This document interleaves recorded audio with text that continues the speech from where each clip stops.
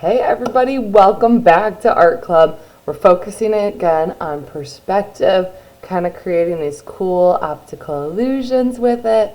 It's basically like magic tricks in art, which I love. So today we're going to be creating this effect like we're seeing up here.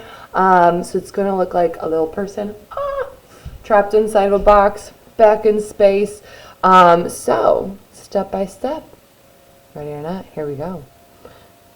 Let's transition on over. So I've got my paper ready to go, my straight edge. Now I am using a ruler for my straight edge, but really any straight edge will do. Ruler, has a little bit of a benefit in that you could measure, so you're making sure all your lines are quite precise. But really, I'm going to do the directions so that, any straight edge will work for that. And then also remember that if at any point I'm going too fast, feel free to hit pause, rewind, rewatch as needed. Okay, so my first step is going to be to create that rectangle in the center of my paper. So I'm going to put my ruler or straight edge right on down there, kind of where I want that side line to be.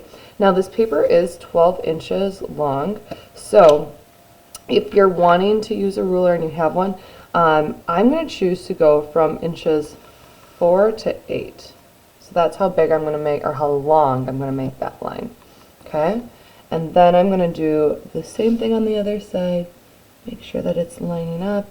And then I'm going to try to make sure I'm getting about the same distance from here to here. Once again, if you've got a ruler, you can measure it, right? But I also want to show you that this can be done without having to use the ruler as well. So let me measure or line that up again. And I'm going to bring it in just a little bit, eyeballing it there, trying to make sure that this looks about the same as this. And yep, that looks pretty good. So now just drawing that line again. There we go. And now we're going to connect those lines. Make sure it's not crooked on me. There we go, connected it there. And again, down here. Fantastic. Okay, so this next step, I'm going to recommend for you all to use pencil first, but pencil doesn't show up very well on the screen, so I am going to be just using Sharpie for the whole thing, and this is where we're going to put our person. Now, I'm going to have them so that their head's kind of tilted back like this, one arm holding up the top of the box, the other arm kind of like here, and we're not going to be able to get my feet there, but one foot on this side and one foot down here. So it looks like or the person anyway, is touching all four edges of that box. So first goes the head. So we'll draw the head on in there, and the neck. Head and neck. There we go. Okay, so next we're going to have that one hand kind of up here, holding that edge, and again, holding that edge. Maybe bring it down ever so slightly. Let's see, and now the next arm is going to kind of come down and back and down and back. And then we're going to bring this body here down, and the leg, one leg up, and the foot on this edge here, like so, and then this one's kicking back, and maybe the toes are touching the bottom like so. And if I was doing this with pencil, I'd probably fix this arm a little bit, but it's in Sharpie, so we're just going to go with it. No big deal. It looks okay. So my next step then would be to color each of these sections in. I'm going to choose to do that with Sharpie. However, you could do it with colors if you wanted to as well. Totally up to you. Alright, well, we don't want to watch me sitting and coloring all of this for the next 5 minutes. So I'm going to move on to our next step. We'll kind of end it right in here. The next step then is going to be to connect each of these corners to the nearest corner that way. So I'm going to take my straight edge again, and I'm lining up this corner rectangle with the actual corner of our paper and drawing that line like so. I'm going to do that to all 4 corners, just making them connected like so. Alright, so I would do that to the other 2 as well. Now I'm going to do a little jump ahead, because what do we do once we've got all 4 of them drawn is we're going to want to start making these checkerboards, right? So I would have all 4 of those edges first, and then with each of those edges I am going to create that checkerboard appearance the same way we did with our fish tank one. So my first step is I'm going to draw an equal number of little dashes down here as I do up here, okay? So I'm going to choose to do 4, so I'm going to kind of just gauge out where those should be, like 1, 2, 3, and 4. So here's 1 and 2. Once again, if you've got a ruler, you can actually measure this, but I do want to show you it can be done even without a ruler, and it's still going to work. So there we go. We've got that one. And now I need to do the same up on top, but obviously they're going to be closer together now, right? Because it's less space.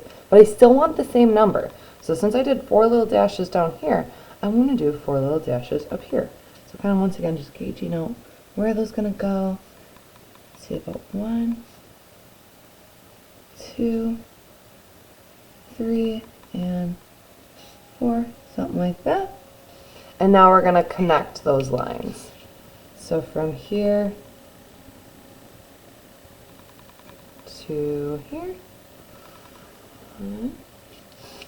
and from here to here, there's 2, and again from here to here, there's 3, and my last one, since I chose to do 4 lines, you might have more, you might have less. As long as you have the same number on this edge as you do on this edge, it'll all work out because you can connect them, right? But now we still need to do those horizontal lines. So the first time you're doing those horizontal lines, just try to get it so that, you know, it's a little bit bigger and it gets a little bit thinner as they go back in space. It just helps create that illusion, because as things are farther away from us, they appear smaller, right? Like for example, if you're looking at my hand right now, it looks really big, but now it looks really small, right? So as you go back in space, we're going to make these lines smaller and smaller.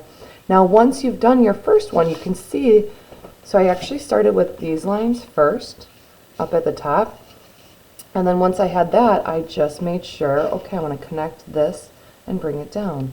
And I'm going to connect this and bring it down. So I'm going to do the same thing here. So this is where that one was, so I want to make sure that I am now bringing it across. And if possible, we're going to try to get it to connect to this one over here. And they might be a little bit off, but just use, use your marker to kind of fill in any of the spaces as needed. Like that was a little bit off, but I could fill it in. It's fine. All right, from here to about there. Noticing it's a little crooked, so once again, I'm just going to have to fill that in a little bit. Make it appear more even than it actually is. So there we go. And a couple more lines left to do. From here to here. We'll fill that in. See how if you fill that in, it tricks your eye, and it makes it look okay in the end. So that's what I'm doing there. And for my last one, these actually do line up. Isn't that interesting? All the other ones didn't line up perfectly, but that one did. Okay, so once I've got all of that gridded out, ready to go, once again, I'd want to finish coloring in the center portion here, getting that all nice and filled in and dark, or whatever you choose to do for colors. It doesn't even have to be dark. I kind of like it when it is, because since it's going back into space, it kind of looks like a little tunnel, and I feel like, you know, it's usually darker at the end, since it's further away, unless there's light shining from the other side. But anyway, you get to choose. If you want it to be all colorful, go ahead. And then as far as your checkerboard goes, you get to choose what colors you want for that as well. Maybe you decide you want to keep this just a black and white drawing, or image, I should say. So you could just do your checkerboards black and white. Maybe you want it to be super colorful. Maybe you want this section to be a different color than that section, and a different color than that section. Really, it is up to you, and I'll show you, I'll bring you back to our original picture. So in that original one, the colors were kind of like a beautiful grassy green, along with a sky blue, and that looks really beautiful. But you could do rainbow colors, you could do, you know, warm colors on some parts and cool colors on the other. Like, there's so many possibilities, and this is where it's fun to have your artistic creativity come into play and really let it define who you are as an artist. So I cannot wait to see how these turn out. Don't forget, once you're done, come on into our slides once again. Go on into the Hall of Frame, and I see there's already some in here. I love, love, love seeing that so much. But you're just going to scroll on down. Look at all those already. Yes. And we're going to claim a frame by putting in your name. And then once you've done that, insert. Oh, look, somebody just put theirs in there. Insert image and add it with a camera. So I love seeing this so much, you guys. I hope you enjoy taking a scroll through too and see what all your classmates are up to as well. We'll see you next time. Bye.